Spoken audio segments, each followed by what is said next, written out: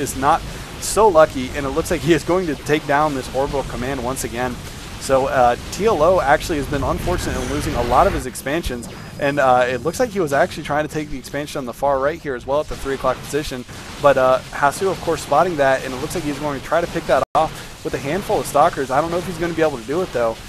Looks like he is going to blink down, and TLO not bringing any units over to try to save this, although here finally comes some ground forces, but a little bit too little too late, it looks like. So he is going to be able to pick off that orbital command without any problems. Although there are a lot of units here moving out for a TLO.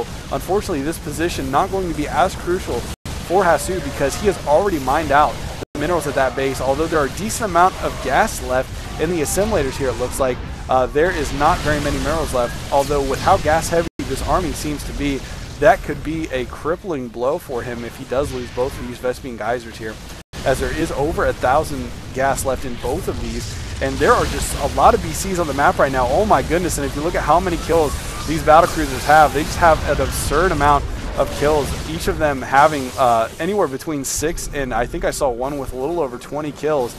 So just a lot of damage being done by these battlecruisers, it looks like, and a fresh one coming into the mixture as well.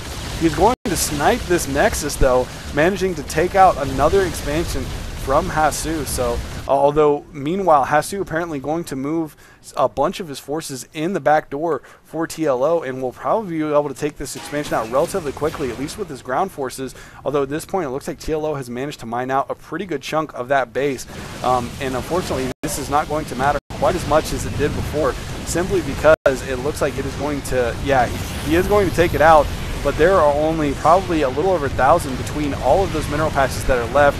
Of course, once again, the gas being the bigger deterrent there for TLO losing that base, because he is not going to have, it looks like he's losing out on more than 4,000 gas between those two geysers. Although holding this position here, he has actually taken out a decent amount of units that were trying to come up and defend against this. Although how many BCs there are here, it looks like Hasu is going to have to back off. He is going to definitely need a little bit more units if he wants to take on that many BCs. There are, it looks like 7 BCs in that army right now, and most of them are very, very well on health. So he is not going to be able to take that out very quickly at all.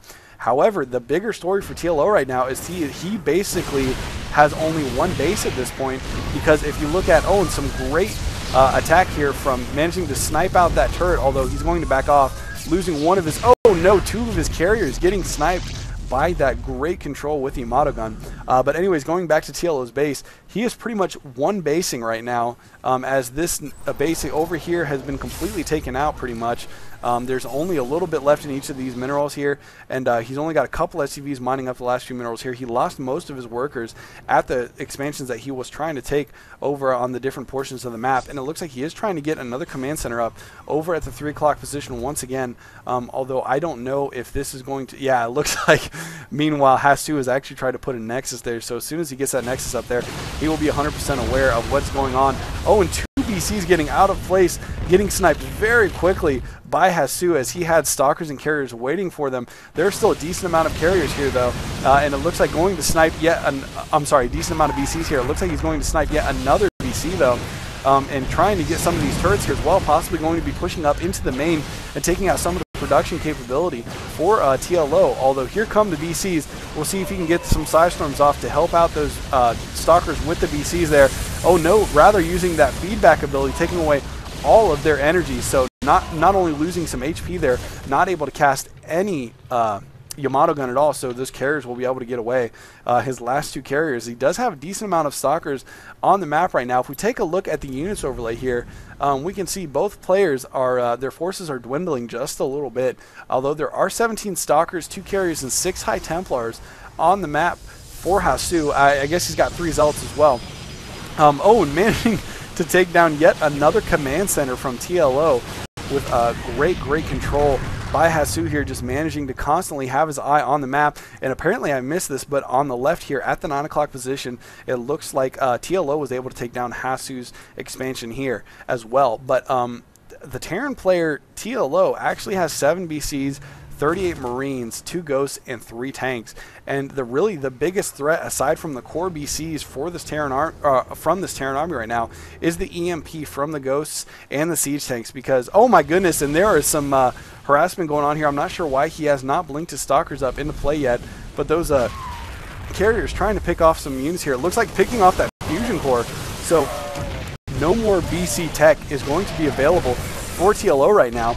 But for right now, TLO's biggest problem is that he needs to get more resources. HaSu has managed to take his expansion over on the far right here again, once taking the natural at the 3 o'clock position, but then also trying to get up the main base at that 3 o'clock position as well, and managing to keep an income going right now, while TLO is still trying to get this base up and running, although it looks like he just finished dropping some mules at this expansion, so he is going to get an income back up and running right now.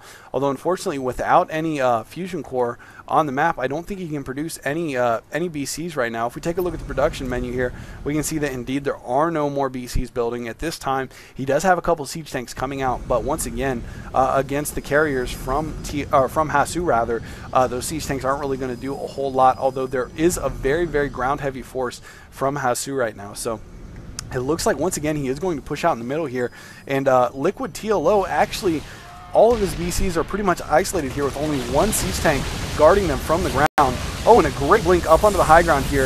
I think that HaSu is going to be able to take out pretty much every one of these BCs without any problem here. Some Marines coming up from TLO right now, but HaSu just has done the damage at this point. There is nothing that TLO can do about it, and every one of those BCs is going to go down. It looks like HaSu did lose one of his carriers, but he still has a very, very strong ground force with a ton of stalkers and a handful of zealots, it looks like, backing them up. And he is trying to get another fusion core up right now. You can see here on the production menu, and a lot of bunkers here trying to defend this position. And that tank, that lone tank, is going to get sniped rather quickly by those stalkers, and TLO is going to GG.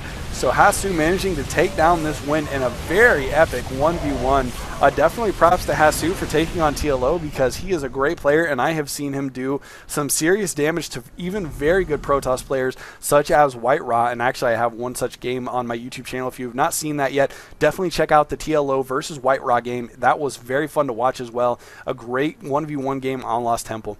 But anyways, thanks for watching, guys. I hope you guys are enjoying StarCraft 2 as much as I am, and I'm going to try to continue to get as many casts out as possible for you guys to enjoy from these high level players. And of course, as always, if there's any replays that you would like to recommend to me, definitely send them to me. I am more than happy to review some replays, especially if they're from pro players. I'm always looking for great material to cast for these games. And of course, if there's any strategies that you guys would like to see as well, I'm definitely looking at doing more build order strategy oriented videos. So definitely, if you have any ideas for those, feel free to shoot them my way. I would be happy. Oh, and I did want to mention this.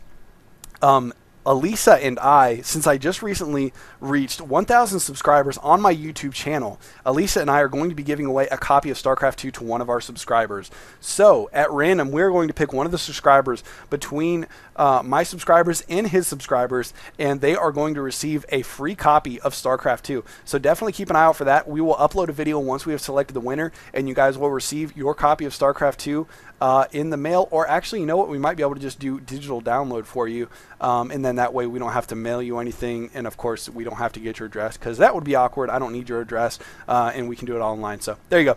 Anyways, thanks for watching, guys. GG.